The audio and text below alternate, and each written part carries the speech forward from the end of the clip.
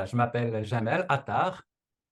Je suis actuellement pasteur à l'Église évangélique baptiste à Caen depuis de très nombreuses années maintenant. Je suis en même temps professeur de lettres classiques. J'enseigne dans un collège public.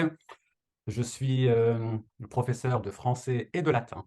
Et là encore, depuis de nombreuses années, je suis marié avec Suzanne.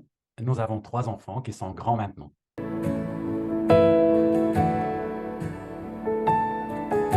Ah, c'est une longue histoire. Ça fait des années que je réfléchis sur le thème de la croissance chrétienne. Depuis ma conversion, moi j'ai acquis la conviction profonde que Dieu ne nous a pas sauvés pour nous laisser tels que nous sommes, mais il nous a sauvés pour faire de nous des chrétiens qui ressemblent à son Fils. Pour moi, c'est ce qui est sans doute la chose la plus admirable, la plus incroyable, la plus étonnante dans la foi chrétienne, que Dieu ait un tel projet pour nous, de nous faire semblables à Jésus-Christ. Et en lisant la Bible, je me rends compte qu'elle nous offre une vue ou un portrait de la vie chrétienne qui est juste fabuleuse, qui donne envie. Et je voulais présenter à travers le portrait du chrétien mature cette vie chrétienne à laquelle nous sommes appelés. Et il y a d'autres raisons. Une autre qui m'a vraiment poussé à rédiger le livre, enfin, pas seulement cette raison, mais elle en fait partie, c'est que j'ai lu plusieurs ouvrages écrits par les évangéliques qui traitent du thème de la formation spirituelle. Et je dois dire que ça m'a sérieusement frustré parce que ces ouvrages écrits par des évangéliques se réfèrent constamment, on va dire, à des maîtres de spiritualité, mais qui ne sont pas évangéliques, qui appartiennent à d'autres traditions chrétiennes. Et ma frustration vient du fait que le, le protestantisme et le monde évangélique est riche de croyants qui ont vraiment compris ce que veut dire vivre la vie avec Dieu, ce que veut dire vivre la vie spirituelle. Et je voulais écrire ce livre, non pas que je prétende être à la hauteur de ces gens, mais justement en faisant référence à des hommes de qualité qui ont vécu la vie chrétienne et qui savent de quoi ils parlent. Nous avons un riche héritage et à mon niveau, j'ai essayé de rendre hommage à cet héritage et en parler.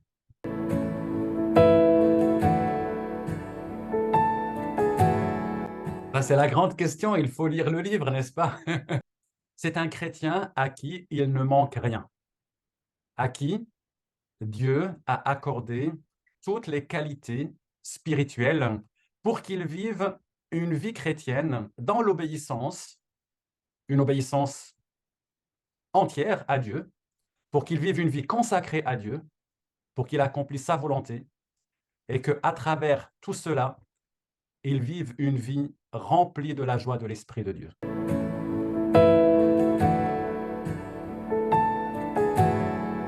Alors, la vie chrétienne commence par la conversion.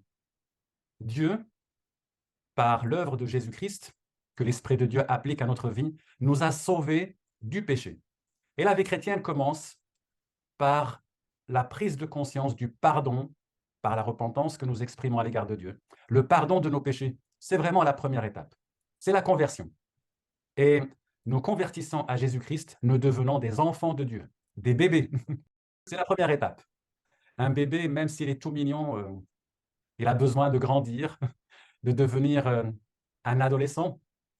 Et la deuxième étape, c'est cette vie chrétienne adolescente, si je puis m'exprimer ainsi, c'est-à-dire une vie où on a envie de changer le monde, on a envie, on est plein d'idéalisme, on rêve d'être acteur dans la transformation de notre société.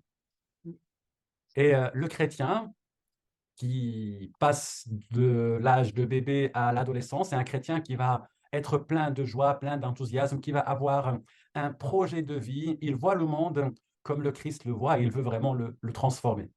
Et puis la dernière étape, c'est l'âge adulte, où là, on arrive vraiment à l'étape qui n'est pas l'étape finale, c'est l'étape qui va ouvrir une perspective devant nous. Parce que la maturité, Ce n'est pas comme si j'ai atteint le sommet de la montagne et je n'ai plus rien d'autre à faire.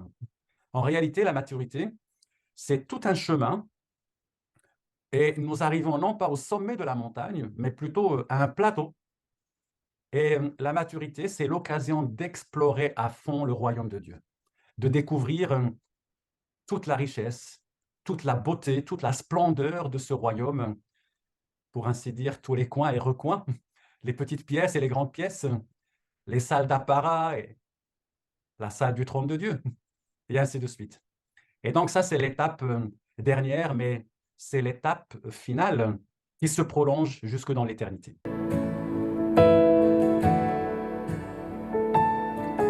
Absolument. Et c'est vraiment pour cela que j'ai écrit le livre, pour que les chrétiens, et moi le premier, nous sachions que la maturité chrétienne à laquelle l'Évangile nous invite n'est pas un leurre, c'est pas un rêve, ce n'est pas pour de faux.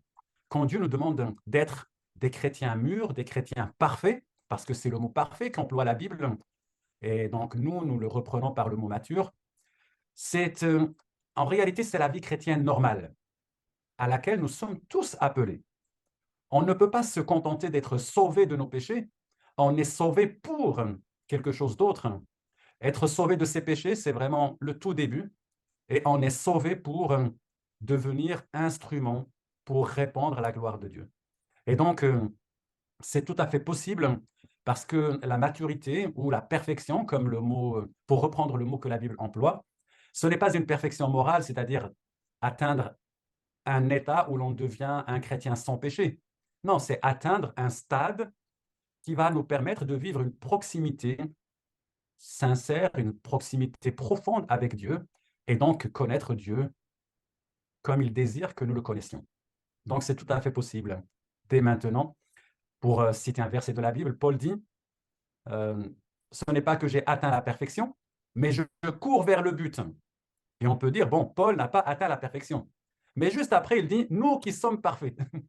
Donc, c'est un paradoxe, vous voyez? C'est un paradoxe, c'est-à-dire que la perfection ne sera jamais atteinte de manière totale et globale, mais elle l'est dès maintenant. Nous tendons vers la maturité, sachant que le top de la maturité, ce sera lorsque le Seigneur Jésus-Christ reviendra, et alors nous le verrons tel qu'il est et nous serons transformés à son image.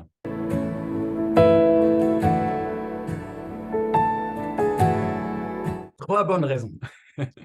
Alors, la première, je vais dire, le livre cherche à répondre à une question essentielle. Si nous posions la question à un croyant en lui disant « Mais qu'est-ce que tu désires ?» il va dire « Je voudrais être un bon chrétien. » Je crois qu'aucun chrétien ne répondrait que non, il est content de qui il est, puis il veut être un mauvais chrétien. Mais si on dit « D'accord, tu veux être un bon chrétien, mais c'est quoi un bon chrétien pour toi ?» Les choses se compliquent. On a du mal à définir ce qu'est un bon chrétien. Donc moi, je me suis basé vraiment sur un mot dans la Bible qui permet de répondre à cette question. Qu'est-ce qu'un chrétien mature, ou on va dire un bon chrétien, c'est ça l'idée, hein, c'est un chrétien mature, c'est le bon chrétien dans l'imaginaire chrétien, on va dire. Et donc ça, c'est une question essentielle à laquelle le livre répond. Je crois que chaque chrétien qui a envie de devenir un chrétien mature et qui se pose la question, mais c'est quoi exactement la vie chrétienne? Il va trouver des réponses qui vont l'aider. Ça, c'est une première raison. La deuxième raison que je pourrais donner, c'est que le livre, je vais dire, peut-être qu'on le dit pour tous les livres, mais c'est un livre pratique. C'est-à-dire, il y a un enseignement. Un enseignement peut être un enseignement pratique, c'est-à-dire il y a un savoir, et pratique dans le sens où on va voir qu'il y a plusieurs facettes du chrétien mature qui sont présentées, et chacune des facettes, il y a des éléments concrets qui permettent de la vivre. La troisième raison, je pourrais dire que le livre pourrait être lu chapitre après chapitre, parce que les chapitres, tout en étant liés, bien sûr, ils sont assez autonomes les uns des autres. Et donc, quelqu'un qui n'a pas beaucoup de temps, par exemple, il pourrait lire un chapitre et en même temps le mettre en œuvre dans sa vie immédiatement ou chercher à le traduire dans sa vie immédiatement par les conseils qu'il propose. Voilà, donc si je peux récapituler, il répond à une question essentielle. La deuxième raison, c'est qu'il est pratique. Et la troisième raison, c'est qu'il peut être lu petit bout par petit bout, chapitre par chapitre, et mis en pratique immédiatement.